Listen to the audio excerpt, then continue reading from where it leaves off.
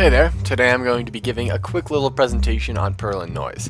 So what is Perlin noise? Well, Perlin noise is a type of gradient noise developed by Ken Perlin in 1983 as a result of his frustration with the machine-like feel of most computer-generated imagery at the time. Well, what is gradient noise, you might ask? Well, I'm glad you asked, as this is the first example of a question that seems easy to answer on the surface, but then ever so quickly spirals out into an informational abyss from which we may never return, so thanks for that, we're moving on, we're not going into depth with that at all. Simple answer, it's computer-generated noise that uses gradients to create its random numbers and or colors. What's noise? Also a rabbit hole we don't have time for. Simple answer, this, and this. Why do you care? This, and this. Okay, essentially this is what it looks like in 2D form. We use this for all sorts of purposes, from height maps to procedural shading on textures.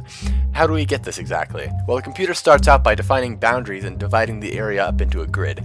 Next, it makes a bunch of random gradient vectors, and all you really need to know about these is that you take the points from the corners of the grid and you randomly generate a number between 1 and 360. Then you make like a line, set it at an angle based on that random number. From there, you put these on all the corners. If it's a 2D image, that's 4 corners per square. If it's a 3D image, then it's 8. Pretty basic stuff, little bit more complicated if it's 3D, but you know, still pretty simple.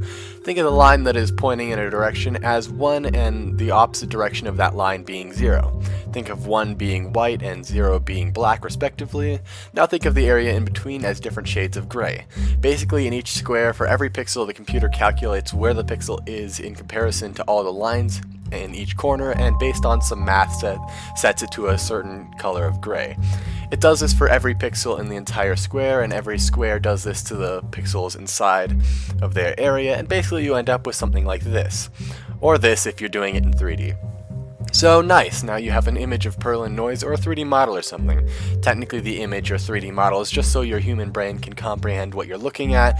The computer really couldn't care less about whether it's made of gray pixels or of different shades or just number values, but hey, tell me that this doesn't look smoother than this.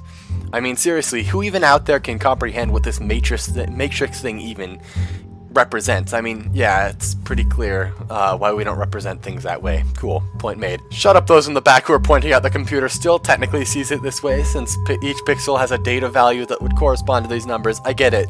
Shut up. Okay, so the cool thing about this Perlin noise image we have is we can use it for several purposes that I was hinting at earlier. Say we define anything darker than a certain pixel to be water or underwater.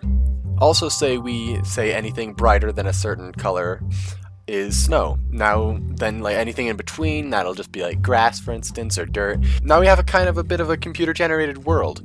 Well, height map at least.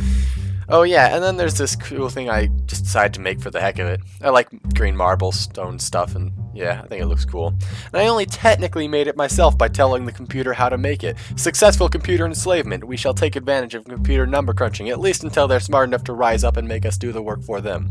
Well, that about concludes my presentation on Perlin noise. I know that was kind of a simple explanation. I guess it's not really going to show you guys how to use it for yourself in anything you might be coding in the future, but I hope I did give at least a basic idea of what it is and what you can do with it, so in the future you may know where to start when you do use it.